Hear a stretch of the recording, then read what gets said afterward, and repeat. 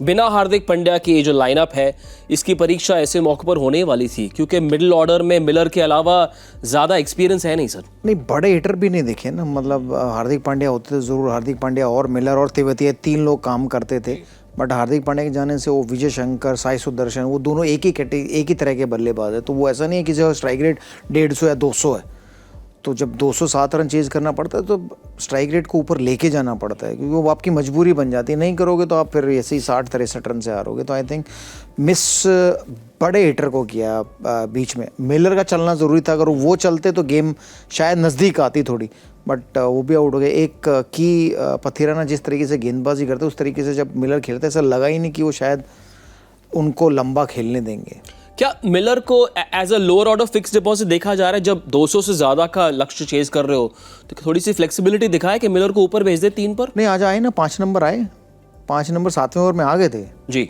तो 7वें-8वें ओवर में अंदर आ गए थे। लेकिन क्या कि 7वें-8वें में अंदर आने का मतलब ये नहीं है कि वो जिता के लिए जाए, उसके लिए खेलना पड़ता है। उसके लिए जैसे शिवम दुबे ने बल्लेबाजी की वैसी बल्लेबाजी करनी पड़ती है।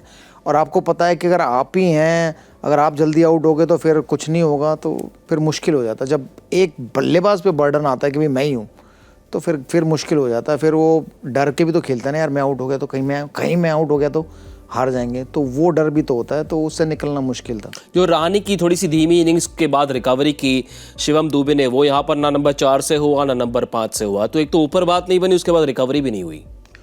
ये जो इनिंग्स थी स्टार्ट से लेके अंत तक, इसमें कोई फ्लुएंसी नहीं थी जी। ये एक फेज आता है कभी कभी, अगर विकेट गिरते भी जाए तो एक पार्टनरशिप होती है, एक साझेदारी होती है, जहाँ आपको लगता है कि हाँ यहाँ कुछ बन सकता है। अगर ये साझेदारी और थोड़ी देर टिकी रही तो फिर दबाव आ सकता है दूसरे टीम पर। लेकिन इस इनिंग में, इस पारी में ऐसी कोई भी एक भी साझेदारी नहीं रही जब आपको लगा कि चेन्नई पे दबाव आ रहा है। जी जी। ये बहुत ही आसान सा विक्ट्री था चेन्नई के लिए। भाई सिर्फ 43 रन आए उस पावर प्ले में। शुभमन गिल आउट हो गए, रिद्धिमान साहा आउट हो गए। उसके बाद अगर आप इनिंग्स प्रोग्रेशन देखें तो सिर्फ इनिंग्स ही इनिंग्स थी, प्रोग्रेशन तो हुआ नहीं।